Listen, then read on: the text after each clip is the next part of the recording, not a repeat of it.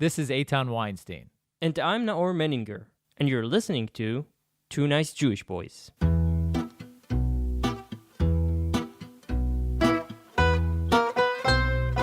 This podcast is made in collaboration with the Jewish Journal. Check them out at jewishjournal.com.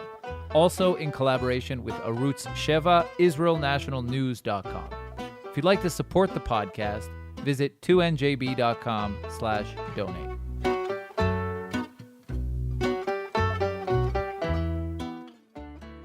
Israel was founded largely by a group of Russian Jews.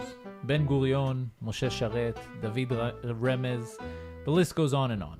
They came to Israel in the end of the 1800s and early 1900s and were extremely influenced by Karl Marx and socialist ideas.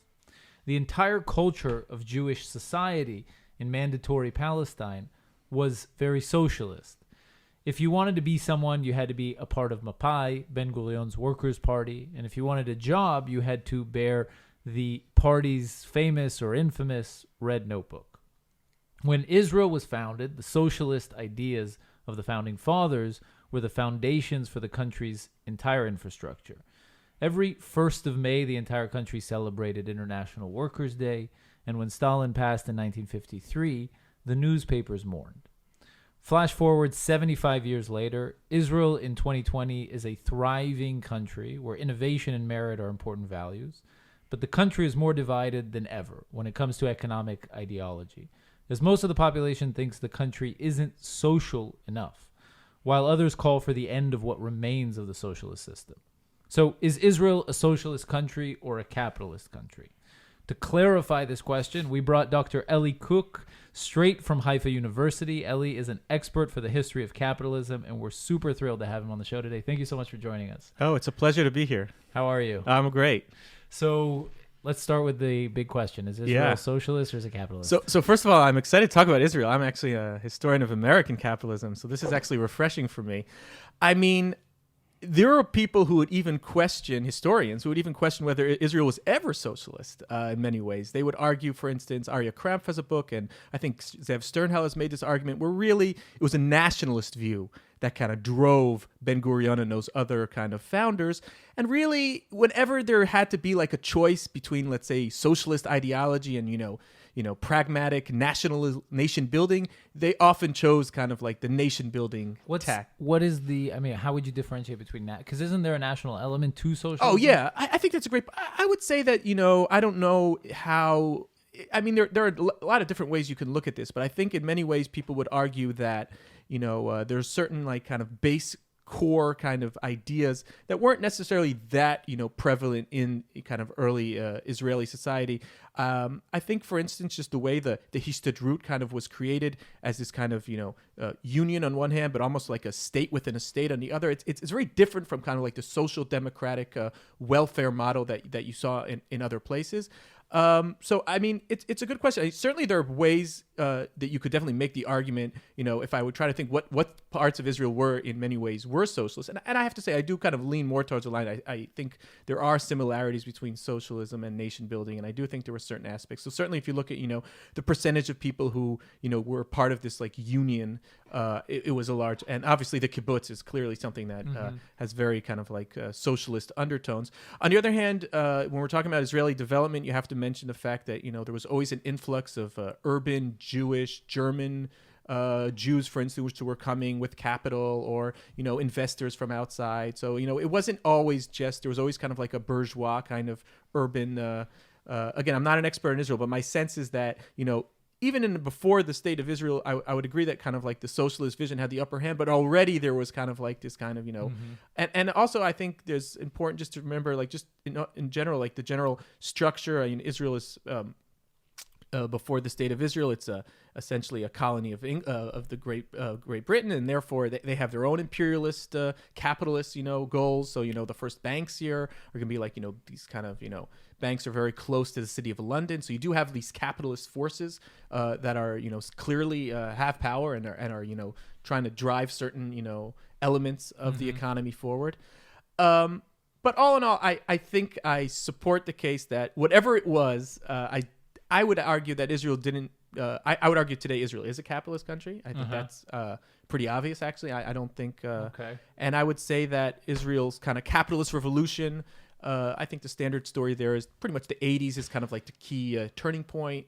And then, 90s into 2000s really kind of like the takeoff. I think Netanyahu as finance minister in the early 2000s marks in a very important moment where there were a lot of reforms that were done that kind of pushed it towards a capitalist society. And today I would say that Israel is definitely a capitalist country. I mean, Okay, so first of all, I want us to also talk a bit about America. So Yeah, maybe we'll all do right. that a little later. But let's start at the basics with the basics. Yeah. How would you define socialism versus capitalism? Okay. So I guess for me, one of the key aspects. Okay. First, I'll tell you what it's not. And that's also, I guess, a broad question Yeah. because, like you said, you're an expert in American Yeah. capital. So I guess No. you would argue that there are But there are big yours- differences between American capitalism and Israeli capitalism, and Yes, but on the other hand, these are questions that I deal with all the time because these are actually like, these kind of definitional questions. And I would say, first of all, I want to say what capitalism isn't and also what socialism is in many ways. I think there's this notion that markets equal capitalism. And I don't think that's true. I think there have been markets for most of, for thousands of years in civilizations that I wouldn't define as capitalist. On the other hand, I also think there oftentimes could be markets in socialist societies. So I think this notion that, markets equal capitalism is wrong. So what is capitalism? I would say, first of all, that capitalism usually means that, the means of production, to use kind of like a Marxist term, or, the most sources of wealth that kind of create other forms of wealth are held in private hands and are usually designed to be profit maximizing endeavors. So to use Israel an example, for instance, the kibbutz would not be a particularly capitalist enterprise Until they sold their business until they sold their businesses, exactly. and became millionaires. When Herzl, the good kibbutz, the success, when Herzl, kind of had this image that the land needed to be kind of nationally owned, and he didn't really want this kind of emergence of a kind of private real estate market. I think that's also kind of clearly not a capitalist vision. This isn't the idea that the first thing we need to do is chop Israel up into these private, profit producing farms. That's not the model. That was the model, for instance, America. America was born kind of one of the first kind of acts that occurs in the United States is selling off the land to kind of private farmers, things like that. But I also think that in broader terms, I think that capitalism is often could be defined not only as kind of ownership of the means of production and private means, but also just the role that markets play in a society. So like, for instance, you can have a society with markets and then you can have a market society. A society where really, almost everything is driven by markets, where people depend on markets to survive. If I have to sell my labor, in a labor market in order to earn a living, I'm going to get basically all of my necessities through a market. Now, there are, of course, always exceptions. I think there are capitalist societies that have kind of these little islands of socialism in them. It could be, socialized medicine, or it can be, other things. But I would generally say that it's kind of, having markets is like this centralized, dependent. That's kind of key. And the profit motive is kind of those. So and what is socialism? Socialism is just the opposite. Is just having the markets being owned by a centralized government, or how would you define it? So there are different forms, I think, of socialism. You could have like a very centralized kind of Soviet style communism, which would indeed kind of a totalitarian state, owns everything kind of model. But you could also have kind of what I think Israeli socialism was in some aspects, which is more of a cooperative socialism, where, it's not the state necessarily that, runs everything, but you have these cooperatives, whether it's Tnuva or it's the Kupat Cholim, the healthcare cooperatives, or it's or the kibbutzim themselves, of course. In other words, so you could have kind of a society where you have markets, you have these like non-state entities, but these entities are not run by private individuals or they're not corporations, for maximizing profits. Here we need to talk also about a very important part of capitalism, I think, which is the capital side of it. That's often lost. We mentioned markets, but in order to have capitalism, you also have to have capital. In other words, this notion that I'm going to invest this money in order to earn a return on my investment. So cooperatives usually don't work in that sense. They're not kind of like, we're going to open a corporation and just kind of have our shareholders and hire some CEOs and try to maximize our profits and then, give dividends to the shareholders. But rather, we're going to have this idea that, the workers themselves own the company, or maybe the consumers. You can have a consumer cooperative where the consumers own that can also be an option. So there's that kind of tact. And then I just say, lastly, there's this idea, social democracy, or so this is kind of like the Bernie Sanders kind of, which clearly sees, I think that's more of like leans more towards this idea of a mixed economy, where there are certain things that absolutely they feel should be left to the private sector. I don't think Bernie Sanders wants to nationalize, Starbucks or McDonald's Yet. No, I really don't think he certainly never talks in that language. He might not want to nationalize them, but I think he might want to not. I mean, I don't know if he would phrase it like this, but he might want to cripple them out of existence. I mean, we can talk about taxes is an important aspect too, but I would just to end this part, I would say that social democracy, basically says that there are certain key things that we should leave out of the market. The market does not deal with them well. And I would say that these are the ideas. There are certain basic necessities that we really shouldn't be using, and this would be healthcare, education, housing. Even I think would be something that Transportation. Absolutely, transportation. Everything important in life, essentially. I mean, it's a good question. I don't know. Why not food? I mean, food is just as important as healthcare, if not more They important. control some of the food. No, but I'm saying why is healthcare more basic than food? So it's a great question. I think one of the things that you look at when you look at kind of like the way a healthcare market works is that when somebody needs to get treatment, it's not like, a piece of bread or an iPhone. It's very hard, to kind of create, this kind of model of a market with price elasticities where somebody's like, oh, I'm not going to get that surgery if it costs $10. I'm only going to get it if it costs $5. Because no, I need the surgery or I'm going to die. So basically, But the same as, I mean, if I go 5 days without food, I'll die. No, but I think in as far as like these services go, I think there's like a robust kind of Supply is easier for food than for surgeons, I guess. And I'll just say one more thing about the food thing. Not necessarily. I don't know a capitalist country which hasn't created some form of policy that doesn't create a situation where it avoids the poor people from starving. So, for instance, food stamps is something that like almost I don't think there exists a capitalist society in history that didn't have some mode of saying, okay, even if you're really poor and for whatever reason you can't sell your labor in the labor market, we're not going to let you starve to death. Yeah, but there's a difference between providing, like, giving care to the terminally ill or to the people who are on the edge of death. I don't know, if someone comes into an emergency room with a gunshot and needs immediate care, then there's a difference between that and providing, let's say, health care for all, as we do here in Israel. Mm-hmm.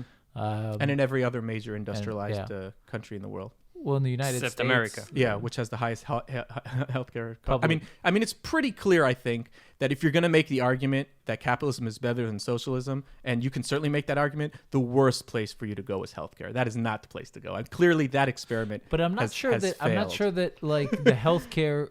I'm not sure that America can be kind of lauded as the capitalist manifestation of health. I mean, they spend twice as much as Israel publicly on healthcare. Yeah, because so in a sense, it's like Israel is like, if we're doing better, maybe it's because we're spending less publicly on healthcare.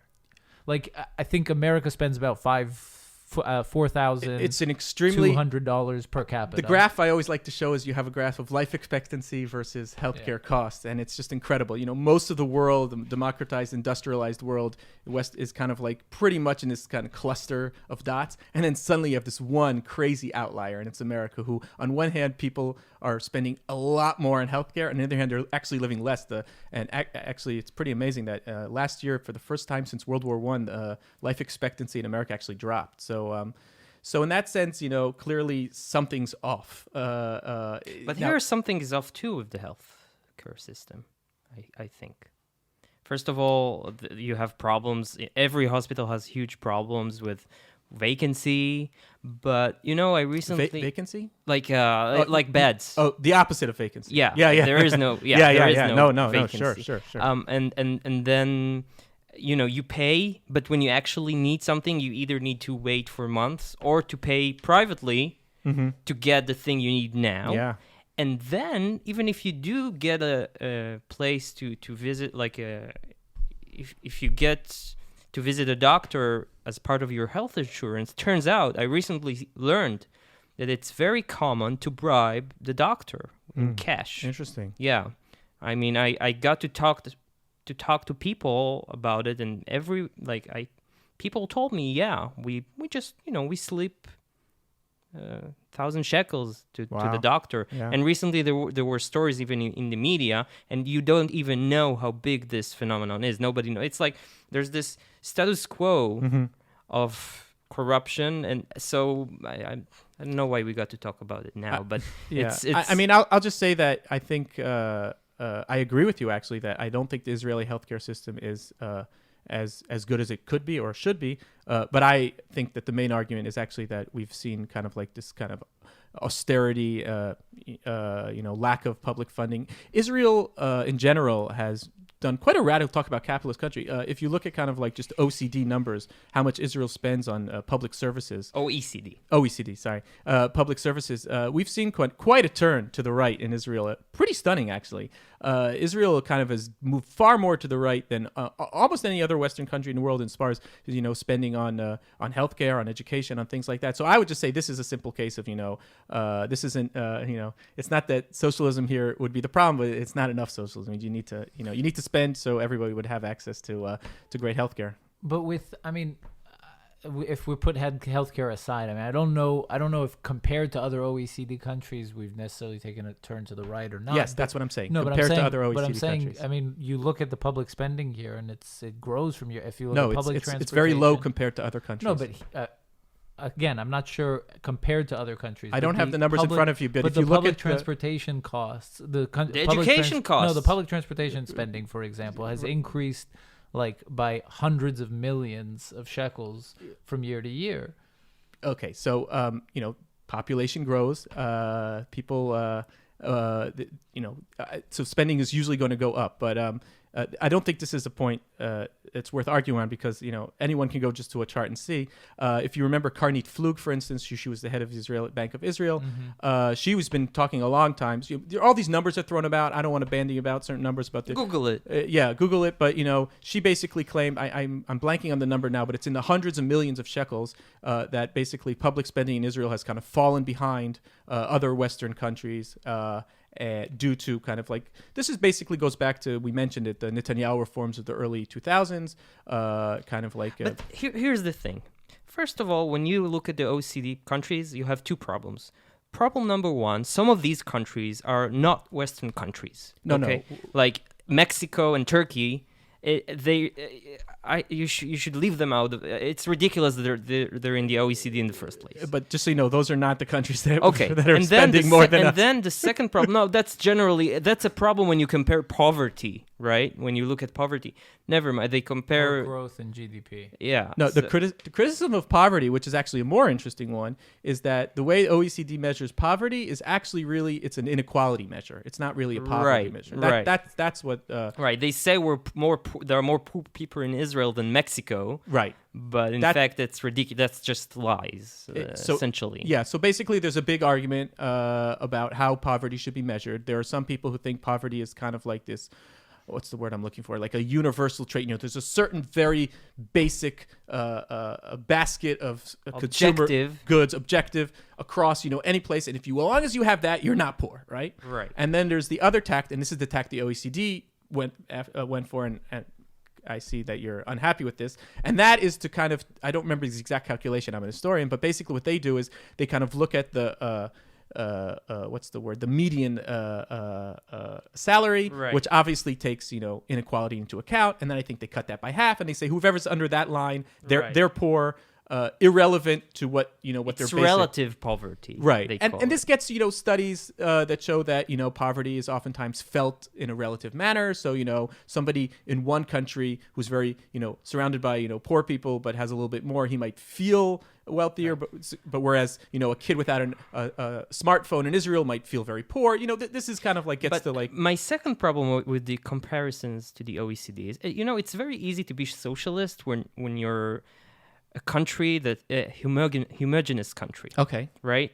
Like in the Nordic countries or Germany, let's ignore the refugee problem for a second, because now they're getting what's been coming for them for being socialist, in my opinion, because now someone is taking advantage of their socialism. But if we ignore that for a second, it's very easy because everybody's participating in the game, right? So then, as long as everybody's participating, it's bearable. Yeah. But here in Israel, you invest a lot. If you would compare the investment per capita of those who participate in the game. Could you just mean what you mean by participate in the game? You mean join the workforce, or for example, okay, join the workforce. So you're talking about the Orthodox. You're talking about the Orthodox mainly. Orthodox and some of Arab population. Actually, it's interesting. Labor participation in Arab, even in the Orthodox, it's actually gone up a lot recently. It's gone up, but it's uncomparable to the non-Arab, non-Orthodox numbers. Still, because in Arab families, the main problem for our listeners, the main problem is Arab women who tend to not to go to work. And in Orthodox, the father goes to study and gets financed by our capitalist country. I've never heard of a capitalist country who pays people for go and study religion. And the mother stays at home and takes care of the 10 or 15 children. And then so there's a famous quote by not by Netanyahu, who said it. I don't remember, but there's a famous without quote. The Arabs and the Orthodox. That without, if you take out the Arabs and the Orthodox, our economy is one of the best in the world. And fact is, it's kind of true. So these are really important points. So first of all, I think one of the things that makes socialism easier in homogenous countries is also just a sense of kind of like a certain solidarity amongst people. I think definitely one of the reasons America became a fairly capitalist country because there was always like immigrants coming in. There was ethnic divides. There was the problem of African Americans. So you kind of like, it was very hard to get everyone on board. Rich people didn't want to pay their taxes if they thought that money was going to go to like African American schools, because that's like, that's not part of who I am. That's not part of. So I definitely agree with you that it's much harder to create kind of solidarity when there's like these divides.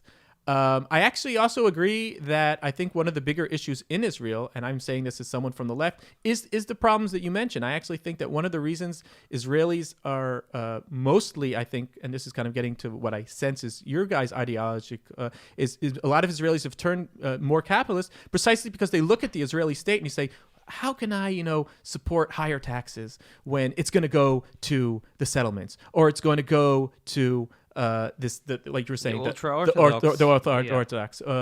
I don't think you could really say anymore that's going or ever that was really going to the Arabs. So no, for example, Bedouins. There's a huge problem.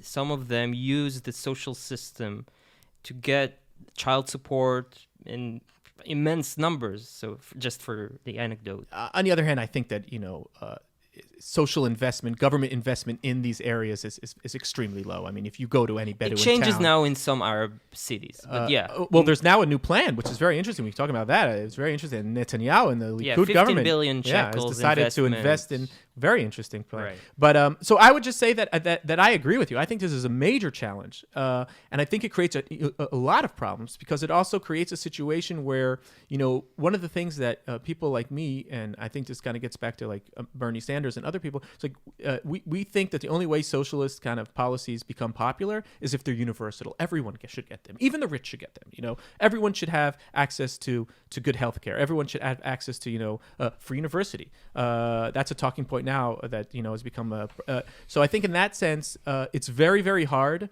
to kind of build that kind of society when what you've been seeing, and this has kind of been a tactic for a number of years in Israeli society, is instead of creating this kind of a universalized welfare state where everyone will get a piece of the pie, it's like it's kind of like kind of what you're talking about with the payoffs to the doctors. Only it's like, here are the payoffs to Shas, the Sephardic ultra, and then we're gonna have this they're gonna get their settlements, and they're gonna get this, and they're gonna get this, and I think that creates a situation where I definitely understand the frustration that a lot of kind of Tel Aviv working in high tech people they're like they work their ass off. And they're like I don't want to give them the money to the state because I'm not going to get anything back. And I think that is a really, and by the way, this is actually interesting because there's a very big divide, I think, between kind of like the youth in Israel right now and the youth in the United States. Youth in the United States is kind of become a very socialist. Right. And I think they just forgot how bad it was. Well, that's actually they don't know history. If they all became historians of socialism and capitalism. Well, I'm not sure. I'm not sure if they studied in. I'll say something about that because it's really one of kind of the mysteries where you look at now under 35 in America. Why do they kind of like socialism more than capitalism? And I think one of the points you made is actually true. Is that socialism for an older generation, that's Stalin, that's Russian totalitarianism. Like these kids, they don't know. They were born before, after the Berlin Wall fell. They don't really know that world. For them, if anything, socialism is either something that they've never experienced or it's like something that they hear about in Sweden and Europe and they want it.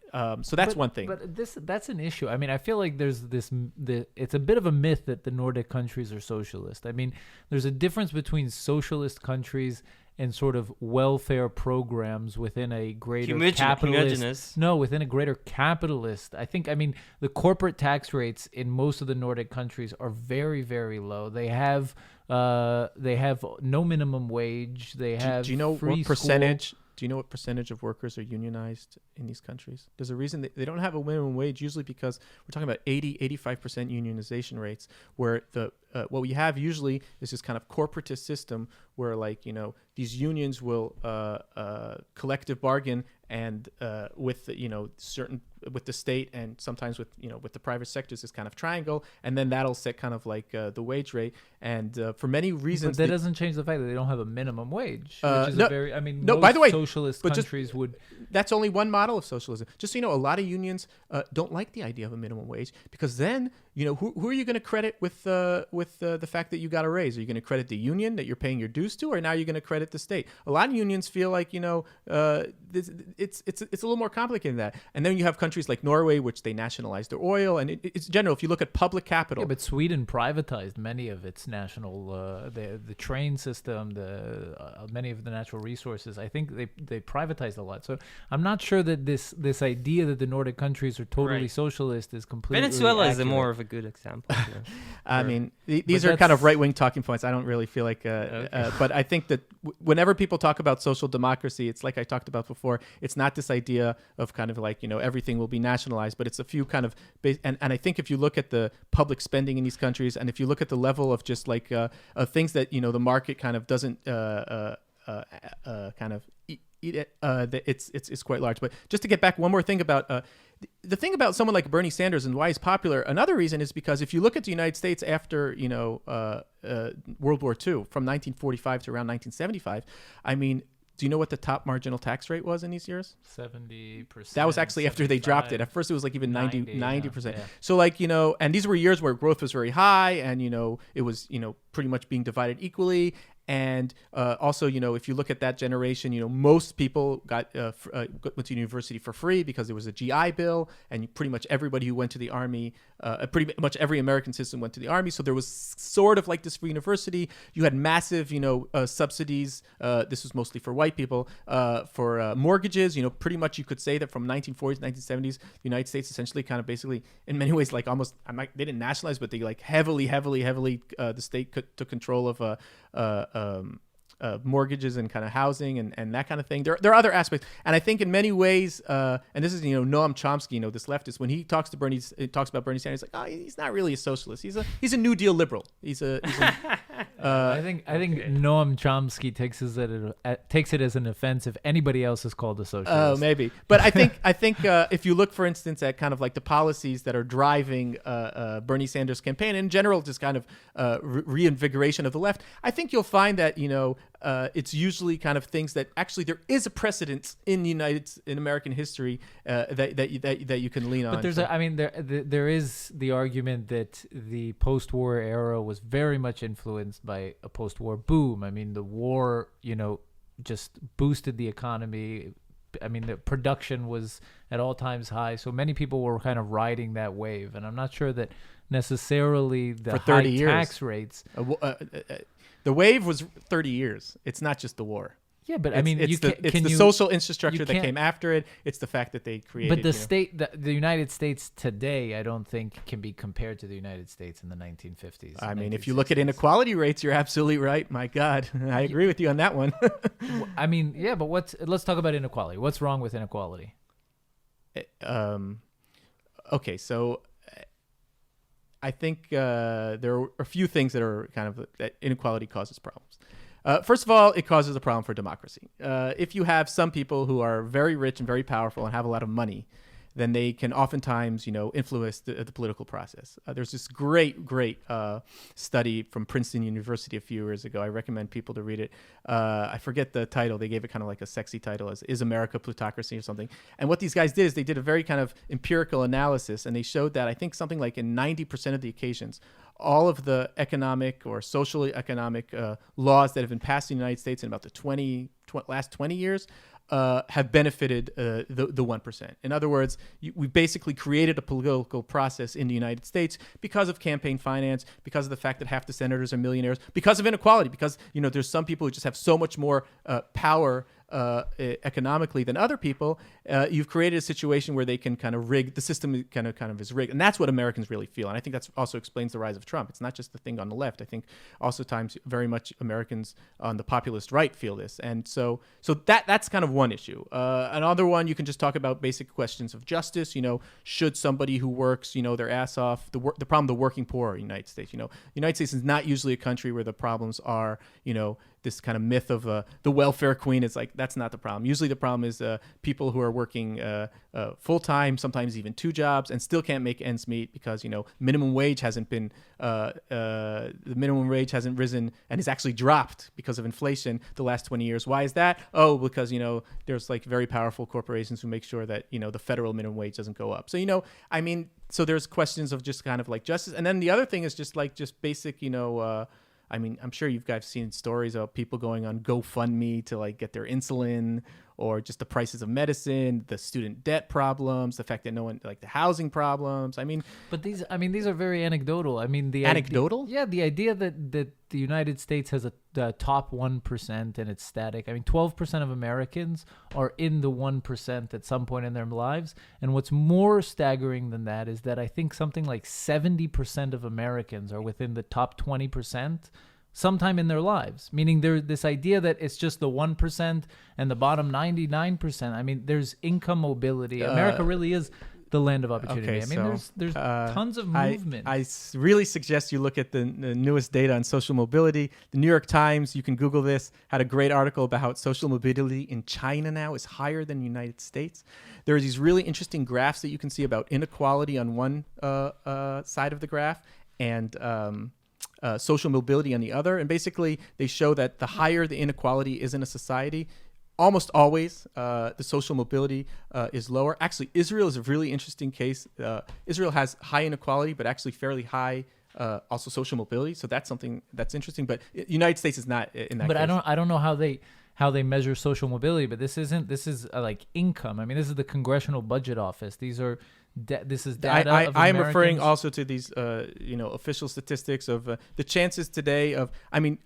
The things are staggering. Do you know that you can kind of pretty much predict someone's income in the United States on a very, very precise, just from the zip code? The notion that America is the land of opportunity like it used to be in the early 20th century when the Jews came and kind of made their jump to the middle class, which, by the way, if you look at the history of Jews in America, a lot of them made their jump to the middle class thanks to New Deal. There's a reason most of the Jews in the United States voted for the Democratic Party. They got a lot out of that Democratic Party and Roosevelt.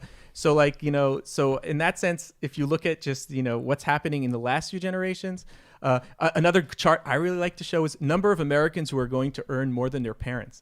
So in the last generation, it was 90%. 90% of Americans, I think, in like the 60s and 70s, were going to make more than their parents. That is down now to less than half. No, that's not true. Yeah. 84% of Americans, I think, was the statistic that I read, are making more than their parents. So it's funny how it's interesting. This actually it shows. Depends if you read it in the New York Times or in the Wall Street Journal.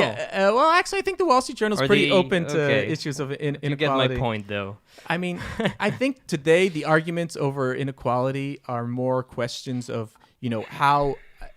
I think the argument you're having is an argument that's a little people were having this argument maybe 10, 15 years ago. I'm just talking about kind of mainstream. Now I think people have more moved to questions of like, okay, we actually do think we have an inequality problem. Now, how do we fix it? Even Warren Buffett, is saying that like, But I mean, the idea that I think that it's predicated on the idea that the rich are getting richer and the poor are getting poorer. But I don't see any evidence to that. I mean, the United States is doing extremely well. People in the United States, I mean, yeah, there was the recession and people took a hard hit, and the poor took the hardest hit, because that is always the case, right? I mean, if you're rich, you're not going to take a hard hit because you have tons of money.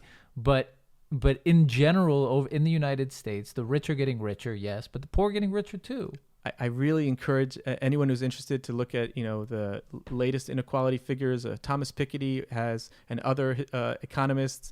There's what's called a World Income Database now. I'll just tell you one graph. If you look at the graph of the United States, pretty much what you can say about the poor, the very poor actually have gotten poorer, the lowest decile. But what you could say about about 50% of Americans, the middle class, they haven't gotten poorer, but wages have stagnated.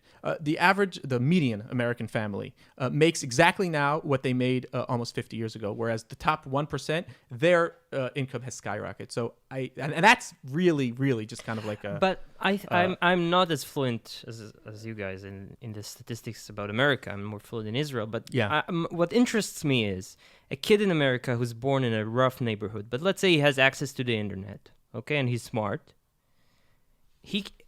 What prevents him from, let's say, making his way out, studying programming from the internet, and start working in programming and work his way up? What prevents it? Can he do that? If the answer is yes, so what do I care if they are poor, they aren't poor, as long as I know that those who want can use. So first of all, empirically, we know that that's not happening. So are you saying that all the people in America who don't do that are just lazy or stupid? Because empirically, that's not happening. If they just went on the internet and were more entrepreneurial. I think what makes the difference. Do you know the level of differences in public schools in America, because the funding of schools is based on property taxes, local property taxes? But do you know the difference between a suburban white public school and a private, inner city? But in the age of the internet, what does it matter? What does it matter if a child is smart and if the family wants the kid to excel? I mean, education has value. The family where the mother is working two jobs, maybe. So what? Education for values, education has a value. You can see it very well here in Israel. You have families. I know families, right, who came from really shithole countries, like Trump said, right? Families came from shithole countries with no education, but the parents, although they never studied beyond 4th grade, they valued education, and they're sent, and they pushed their kids to excel, and the kids became success stories. I can name names even, okay? So if a family has these values, and those values can come from anywhere, what's to prevent the kid from excelling with internet, for example? I mean, I think studies show that, for instance, one of the things that you need, other than just physical access to internet, which, by the way, I don't think is actually a given, but also is that you need to learn basic reading skills. You need to learn how to look for things on the internet. These are skills that need to be acquired, and usually public schooling and other forms of public schooling, and also having your parents at home in the afternoon to help you with your homework. These are pretty basic things. Look, I think there's a core argument between the left and the right, which is about, what kind of, role society plays. And the right will tend to usually individualize things. They'll usually kind of, if someone's rich, more than not, that is because they worked harder, or they were smarter, or they, learned programming on the internet all by themselves, even if they were a African-American kid in the ghetto. Whereas I think people more on the left side of the spectrum will say that, social context really, really matters. The amount, the level of funding that you have at your school, the level of violence you have outside, how many hours your parents can be with you. And I think oftentimes these cultural values that you're referring to, I think people like me will say that these are, not something that someone is just born with, genetically. And it's not necessarily something that they just, their parents gift them. It's a certain kind of social context that they're born in. And I think, again, to go back to my example, I think there are pretty concrete evidence that the zip code that you're born in America has an enormous influence of how you're going to be when you grow up. And so if you if you're what you're saying on your side, then you're basically saying that whoever made it, the fact that most of the people who make it are from affluent white suburbs. That's not because they're from affluent white suburbs. That's because of their values. Because education is more. Because let me ask you one last question on that subject. Yeah, sure. Who's more responsible, in your opinion, generally, for the kids' values and education aspirations? The parents or the state? Because if the answer is the parents, you know what I'm saying? So just I'll give you an example that kind of I think will answer that. But like for instance, I think there are really interesting studies that show that class, where you're born, kind of like rich or poor, it has there's enormous amounts of evidence that shows that like things like a sense of entitlement plays a very large role. So for instance, if you're kind of grow up in a suburban affluent household and I don't know, your kid has a problem with the teacher, right? You grew up in this kind of privileged world where you have some social power, you're not afraid. You're going to go into that classroom and you're going to tell that teacher that she needs to treat your son better, or she needs to do this because this there's a certain sense of entitlement. Whereas I think there are a lot of studies that show that like poor people who they just don't feel like they kind of deserve that attention, or they don't feel like they're not going to push, they're not going to demand those things. So it's just one small example of, I think, but it shows that like this thing that you're calling values is actually something that I would argue is very much influenced by the culture that your parents kind of were born with and things like that. A kid is born. Who is mainly responsible to push him to excel? Is it the system, the state, or the parents? Who's more responsible I think for the kid's future? I think in the United States, you oftentimes see situations where in your opinion, who should be responsible? Oh, well, I definitely... I actually definitely think that, parents and teachers, parents and the state, they both... 50-50. It's not... But even the parents, though. I think that the parents, period. That's I think that's a good question to measure the differences. Yeah. Because I think only the parents are responsible for the kids. Like... I think that the kind of leaning on this issue as responsibility is an interesting one, but I think the way I kind of tend to think is like even the parents, where does this do they have the hours in the day to spend with their kids? Where does this responsibility come from? Do the kids have examples? Do the parents? So for instance, another thing that I think you see a lot within kind of like poor communities in the United States is that the kids who are really smart. They're going to be, a lot of them, you saw this in shows like The Wire. It's like the place where they can be entrepreneurial, the place where they can really make it is actually, as drug dealers. There's a great, studies about how, those are the smart kids, which had they been born in other kind of like, contexts, they may, maybe they would have been the next Elon Musk or something, but, and super entrepreneurial, super smart, but the context in this they were living, like the hand that they were dealt, the options, I don't know how much in that sense, there are structural issues at play here so you're saying state, but I'm saying more that like there's like and the parents are also like part of this kind of structural issue. So so to expect parents out of just to fall from heaven, they're not. They're also you also used to be kids. They also had parents. So right. There's also like this kind of yes. So there's this kind of like lineage. So I mean I will say about social mobility, but you can break it. I think, and you see it in Israel very well. You see that some people came from families that didn't value those things, but because the kid suffered or saw poverty, he decided that he'll break this line of... So I'm just curious, in your world with this thing on value, can you instill these values in these people, or is it something just either you got it or you don't? Like if you can Into adapt... the parents or to the kids? No, so let's say you have parents who you feel aren't instilling these values into their children for whatever reason. Yeah, I think a child can change that. He can acquire it from elsewhere. Oh, he can acquire it from elsewhere. Yeah. Oh, so you don't need to lean on the parents. No, the parents are responsible. They're responsible for the kid. But the kid what does is that mean? responsible for himself.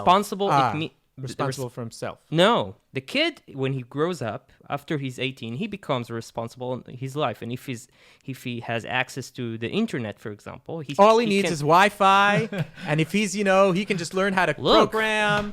And you that's see it actually. He might have 7th grade level English, or has trouble reading, or has trouble doing basic math. But you can just start programming, no problem. And anyone who doesn't is just lazy. You see in Palestinian cities, you see young people. They see on the internet what's Tel Aviv like, right? What's Israel's like, and then some of them think and they say, why is it that we don't have that?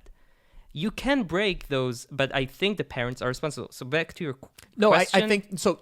So would you think it's important to instill these values in these people who, for some reason, do not have it? Because you're basically you're saying they don't have it. Instill how? I'm asking you. Otherwise, what can I you think do? the idea is like, does I the don't state care. have a I place don't. to No one come should in? do anything. Either it's important to you or it isn't. Okay. So people who So- don't have these values, they should you either got it or you don't. Yeah.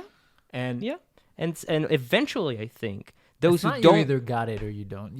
The parents educate, hopefully with the But what right if they don't? values. If they don't, Then it's their hopefully- problem. I It's I that know. they I tr- believe no. No, I but the believe kid- He's but the kid- asking what happens to a kid Yeah. who's been educated badly. yeah, exactly. And, Thank you. And the parents are responsible, Well, sababa, but he the becomes kid, a grown-up the and he kid, can hold on, change hold that. on. The kid in your situation is technically not responsible because he was born into this shitty household, Right. And now he is a bad person, right? He does bad things. Okay. So who is now responsible? So I don't think that's how I would see the world, and I don't think that's how I'm not going to speak in your name, but I think the idea is that there is inherent good in people and an I inherent agree. ability to think.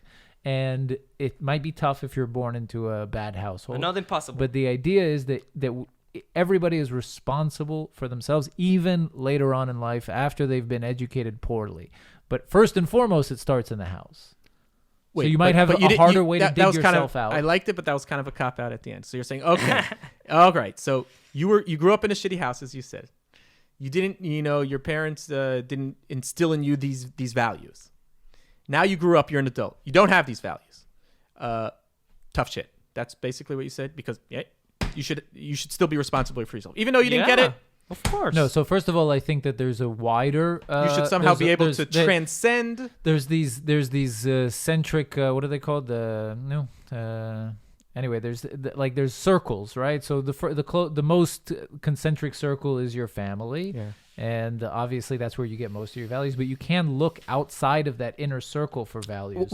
So the wider culture, America, also instills values, and you can look to that culture for values. It's really interesting because usually the people I argue with are economists. And you guys are no economists. You guys are way more to the right than economists, because the standard kind of argument right now with economists is this thing called human capital. Basically, there's this idea called human capital, and if you invest, if people are invested in this human capital. Now, I guess you could say there are really right-wing economists who say, investing in human capital is all about personal choice, but that's pretty rare now. Most people would argue now that the way that people basically get human capital is through education and skills, and therefore, kind of the standard argument right now in economics is like, if you want to have like a high productivity society, the government should actually, these are capitalist arguments, not, So even the right-wing economists went left. I mean, essentially, that's only.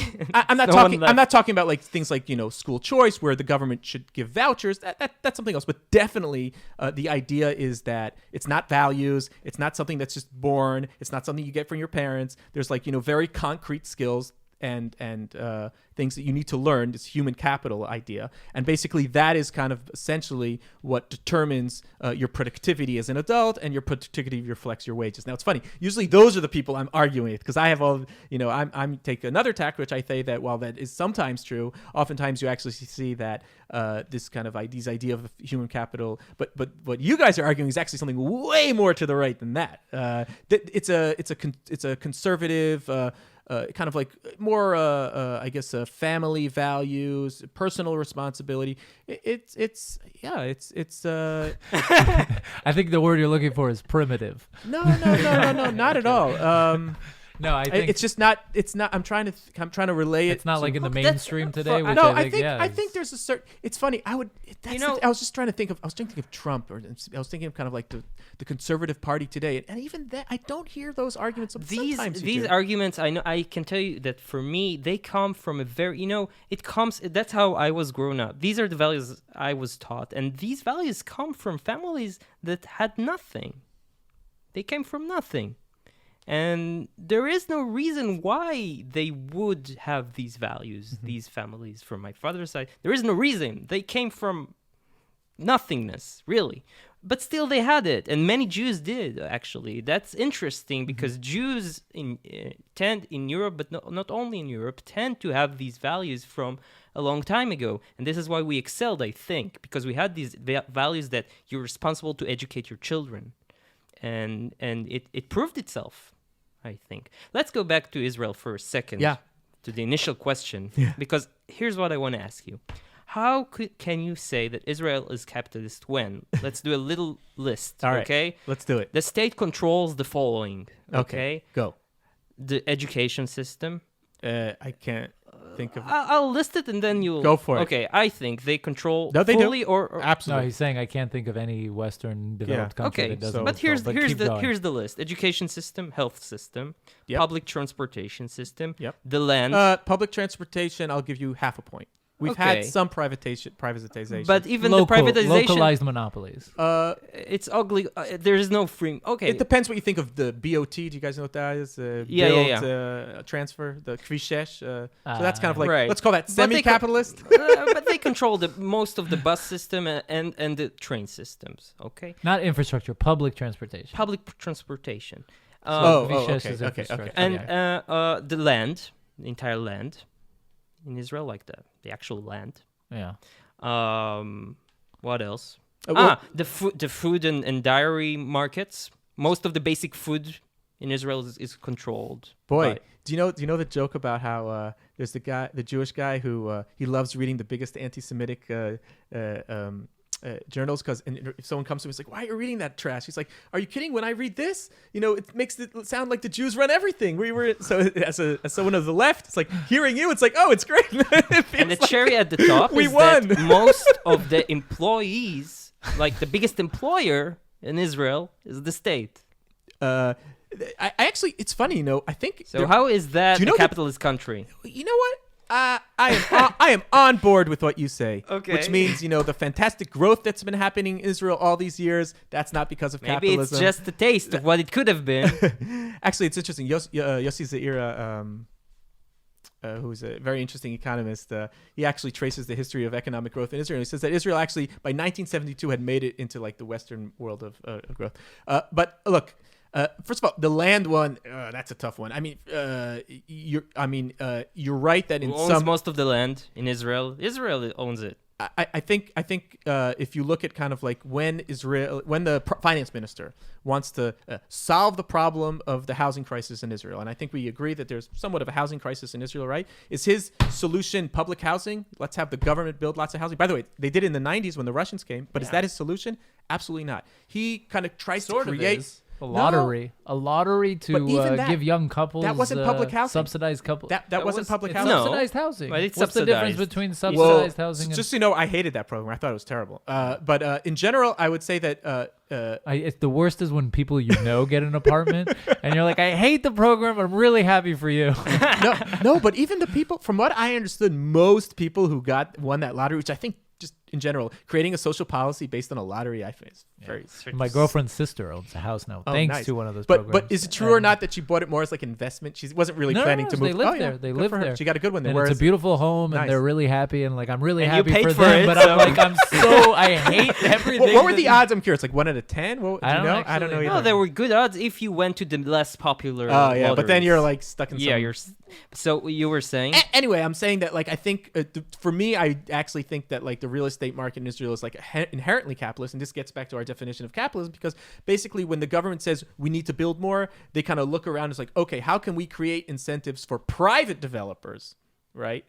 So that they'll build more, and then they're like, okay, let's give them tax cuts, or well, let's do this or this. I think what you're referring to though is something else. I think you have this pure capitalism, free market, where like the government does nothing, and that, I'm sad to tell you, has really not existed at all in any moment in the history of society. Now you could say, let's do it, utopianism.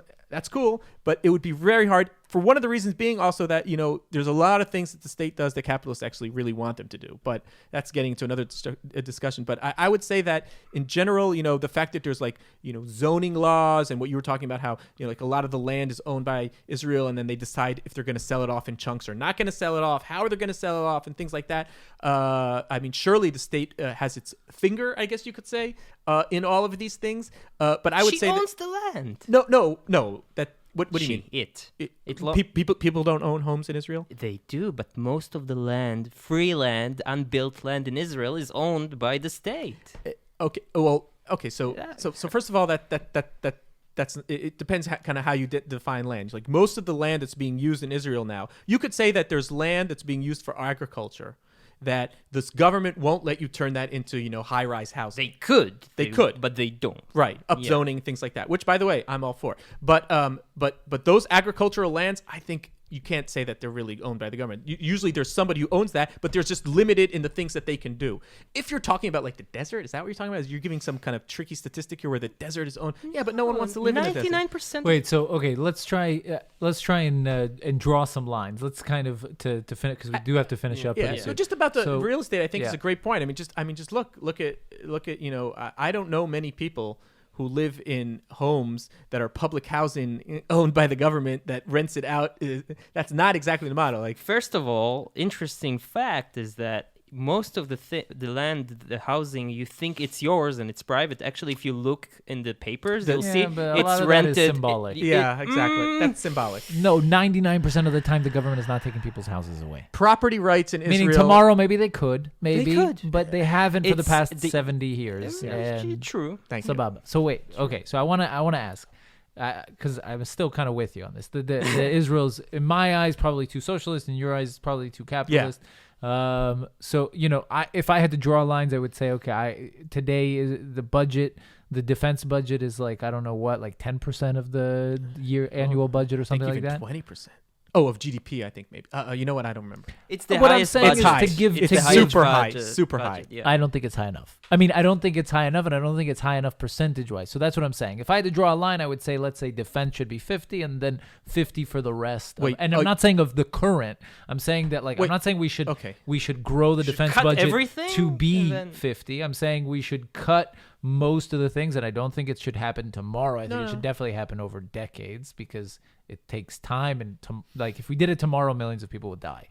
But no, seriously. But I'm saying we should gradually work towards a place where defense is grows naturally at the current rate, maybe a little faster, but occupies 50% of the budget. So where are the lines? How much are we spending today, and where do you think we should be? Okay, so this is good. So two things on that. First of all, I think we need to talk about, first of all, the budget, but then you need to talk about what is the percentage of the budget of the total economy of the GDP. And just to kind of put a feather into my Israel is becoming more capitalist and not more socialist hat, I'll just say that Israel used to be, in this sense, the entire economy was almost run in some way. I think 80% of the economy was in some form or another run by the government. And I think now that's super. And you see that in almost, and if you just look at the Netanyahu reforms, first of all, the wave of privatizations that has taken place since the 60s, really, and until today, you're upset, that some things are still owned by the government. The government used to own a lot more, I can tell you that. And on the other hand, if you look at things where our pensions are and where they used to be, pensions in Israel until the early 2000s were pretty much, you had these kind of, subsidized Israeli bonds that you were promised a certain amount of return. And that's basically where all the money went. In other words, you were pretty much loaning your money back to the government. And then, now we have this kind of compared to for our American, a 401k revolution similar to that in America, where most Israelis now, their pensions are in, capital global markets, that are run by these giant investment banks. So that's another way. That compete. Now to give about the military, it doesn't have to be around the military. No. I'm saying your vision for kind of the state's involvement in the economy, in Israel's economy. So first, I'll say that my sense actually is that, and this is not usually something that I definitely think that we could cut the military budget significantly. My sense is that we should have, Israel as a country should have kind of adjusted to the geopolitical changes that occurred, that I don't really think, we're in a situation now where we're fighting these kind of Cold War proxy wars. That's pretty much what they were, 67, 73. We have basically these big nation states with tanks, 5 of them at once, collapsing upon us. And I think, the Arab countries around us are both inherently weak, and I think just the situation has completely changed since the Russian Cold War proxy. And I just don't think we need so it's funny actually, because now I'm being like the capitalist. I think there's a ton of fat we can cut from the army. I of course would say let's transfer that into it's like literally we think opposite on everything. It's so funny. No, that's interesting. Although that is that's definitely like a trademark of so people think Reagan, for instance, in the United States in the 80s, he was like this, capitalist, spending went up like crazy under Reagan. He cut taxes, but he didn't cut spending. And then, of course, the deficit grew like crazy. And he was definitely, Star Wars programs, military spending. So I mean, it's definitely consistent, I think, with what I'm getting. The sense it's kind of like a conservative worldview. So I get, I guess here too we'll have to disagree. I will say this, though. I do think that, as much as I like to complain about the policy in Israel, and I don't think it does enough, and spending, it is in some ways unfair to compare Israel to other Western countries, because we have this kind of thing on our back of this budget spending that goes to the military, which is just enormous compared to other countries, right? I mean, the fact, in some ways, the Orthodox, it's another. Oh yeah, all right, sure, yeah. These are 2 bumps. Well, I mean, the U.S. defense budget is like a pretty hefty portion of the annual but if budget. you look at, I mean, I don't want to Google this now because that's bad podcasting, but if someone wants to look at, I mean, as far as in general, the spending that they spend, of course, but if you look at the percentage of GDP that Israel spends compared to the percentage of America, Israel is much more higher, much higher. I think Israel might have the highest defense spending per GDP in the world. Amen. So in that sense, I mean, that's like, you got a monkey on your back, and in that sense, in many ways, it's like you're saying it's like burdening economic growth. Sure. I mean, I think I would say that I mean, because the more secure people feel, meaning defense. Also, the high-tech scene comes from the like Yeah, military. Security. that's an interesting point. That's Also, actually a very socialist argument. I like that. But innovation comes from government spending. Let's go. But out of necessity. So as long as someone's so Jewish, we all want to get this episode's never gonna end. Oh my god, that's fine.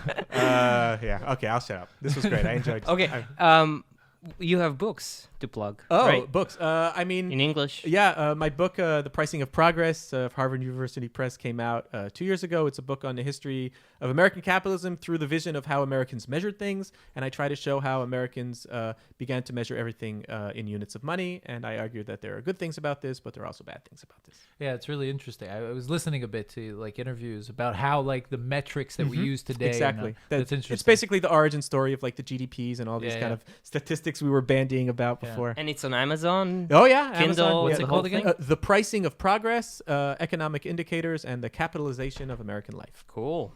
Not for like a vacation in Hawaii. No, although I did try to make it, accessible to like a wider public. So, the book was like in Barnes and Noble on the economics. I would love to read it. Shelf, but I'm sure any listeners who are interested in economics will got this far in the should episode. Definitely, yeah, that's true. Anybody who's listening to this probably has an interest in the book.